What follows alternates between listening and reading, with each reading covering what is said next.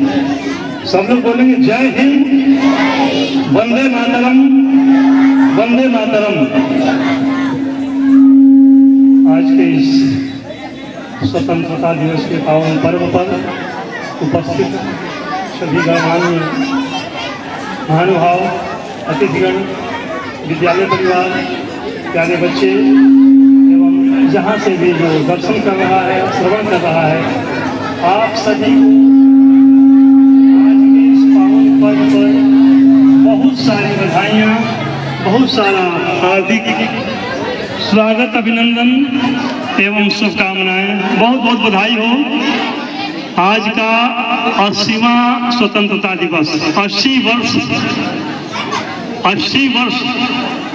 वर्ष की अवस्था जिसकी हो जाती है, उस बुजुर्ग को अपने जीवन में एक विवाह का वर्षगांठ मनाने का अवसर दिया जाता है। कितना भी शादी हो गई, कितनी भी लंबी उम्र हो गई हो, 80 वर्ष पूरा हो जाए तो 80 वर्ष के बाद वालों को विवाह का, जन्मदिन का एक नया संस्कार करने का अवसर मिलता है।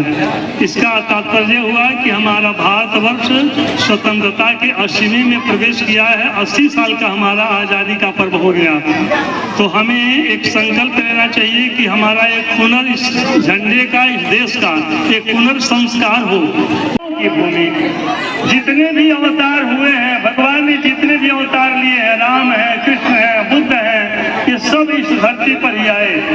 इस देश की जो मिट्टी है इतनी पवित्र है कि इस मिट्टी में खेलने के लिए देवता भी तरसते हैं, लालायित रहते हैं। ऐसा नहीं होता तो रामकृष्ण इस भारत में ही क्यों आते, इस भारतवर्ष में ही क्यों अवतार लेते, जन्म लेते? इसका मतलब इस भारत की जो मिट्टी है बड़ी ही पवित्र है। दुनिया वंदे मातरम कह करके फांसी पर चढ़ जाते थे और उनको थोड़ी भी पीड़ा नहीं हुई, थोड़ा भी कष्ट नहीं हुआ, थोड़ा भी आह नहीं की। ऐसा ही मंत्र है, ऐसा ही विज्ञान है।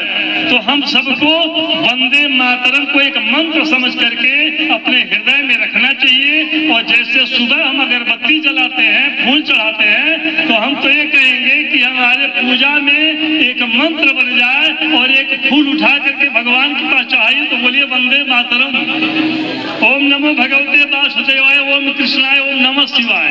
ये तो दुनिया जानती ही है, लेकिन सबसे बड़ा मंत्र हमारा वंदे मातरम। फूल उठाइए, पहला फूल चढ़ाइए, बोले वंदे मातरम। ये किसी मंत्र से कम नहीं, बहुत बड़ा मंत्र है। इसी मंत्र के माध्यम से आज हम सिर ऊंचा करके चल रहे हैं। नहीं तो हम लोग सिर नीचा करके चलते थे, टोपी नहीं पहन पाते थे, पगड़ी नहीं पहनते थे, जूता नहीं पहन पाते थे। अच्छे कपड़े पहनना हम लोगों के लिए बड़ा मुश्किल था, भारतवासियों के लिए, अंग्रेजों के सामने। हाथ बात तो बहुत दूर की बात है, पैरों में जूता, उसके पर पगड़ी नहीं होती थी, इतना डर था अंग्रेजों का, ऐसा तबाही मचा रखे थे। तो कम से कम इतना तो सोचिए कि जिन्होंने हमें जूता पहनने के लिए आजादी दी, सिर पर पगड़ी और टोपी पहनने की आजादी दी, हाथ बात से रहने की आजादी दी, अपने मन मुताबिक हमें कपड़े पहनने की आजादी दिया, अपने मन मुताबिक हमें उत्सव मना सकते हैं, खाना खा सकते हैं, टेंट लगा सकते हैं, खुशियां मना सकते हैं। ये जिनके चलते हुआ, उन बलिदानियों को याद करने का सबसे बड़ा मंत्र है वंदे मातरम, वंदे मातरम। इसलिए किसी ने कहा है ये विद्यालय परिवार एक बहुत बड़ा मठ है, बहुत बड़ा आश्रम है। इस आश्रम में आकर के बच्चों को सर्वधर्म समन्वय की भावना दी जाती है। यहाँ किसी जाति पाति छुआछूत नहीं, सब बराबर हैं, यही बार बार पढ़ाया जाता है, बार बार सिखाया जाता है। तभी तो किसी ने कहा ना,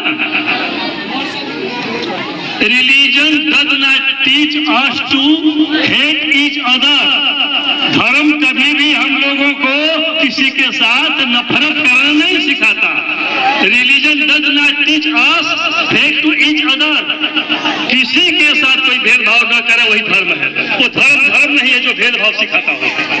तो इसी आश्रम में, इसी मठ से, इसी विद्यालय परिवार में चीज बताई जा सकती है, किसी मंदिर में नहीं। मंदिर और मस्जिद में कुछ न कुछ मजहबी बातें ही बताई जाती है, चाहे 2, 4, 10 ही लोग सुने समझें, लेकिन कोई न कोई मजहबी बात होगी। लेकिन यही एक ऐसा मंदिर है जहाँ कोई मजहब नहीं, कोई भेदभाव नहीं। सर्वे भवन्तु सुखिनः, सब पले, सब बढ़े, सब खुश रहें, सब आबाद रहें, ये मूल मंत्र इसी मंदिर से जाता है। इसी आश्रम से जा सकता और कहीं से नहीं जाएगा। दूसरी चीज, India is our homeland, Bharat हमारी मातृभूमि है। वी आर ऑल इंडियंस, हम सभी हिंदुस्तानी हैं। And India is our homeland, Bharat हमारी भूमि है, मातृभूमि है। जैसे मातृभाषा होती है वैसे मातृभूमि है। मातृभाषा हमारी कौन सी है? हिंदी है। हिंदी मातृभाषा है तो हिंदुस्तान हमारा मातृभूमि है। ये बात याद रखनी चाहिए। जो जहाँ रहे, किसी देश में रहे, किसी भाषा में रहे, किसी देश में रहे और किसी जाति धर्म से बिलोंग करता हो, ये ध्यान में रख ले कि हमारा देश खुश है, मुल्क खुश है, तिरंगा हमारा ऊंचा है तो हम खुद से जी पाएंगे, नहीं तो जीने का हमें कोई अधिकार नहीं मिलेगा।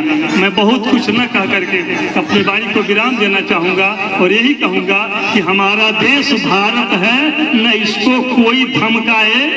चमक की आबरू पर मर मिटो, पुरखों ने सिखलाए, पूर्वजों ने सिखाया है, हमारे पूर्वजों ने ही बताया है कि इस देश के आन बान शान पर अगर कोई बदनजर उठाता है तो उसकी नजर निकाल लेनी चाहिए, उसकी आंखें खींच लेनी चाहिए। जो इस भारत माता के ऊपर बदनजर और बुरी नजर से देखे, ये हर एक हिंदुस्तानी का फर्ज होना चाहिए, हर हिंदुस्तानी का कर्तव्य होना चाहिए। और हमारे देश की धरती क्या कहनी है, ये तो अद्भुत है। अब मैं अपनी वाणी को विराम देता हूँ। यदि किसी सज्जन को कुछ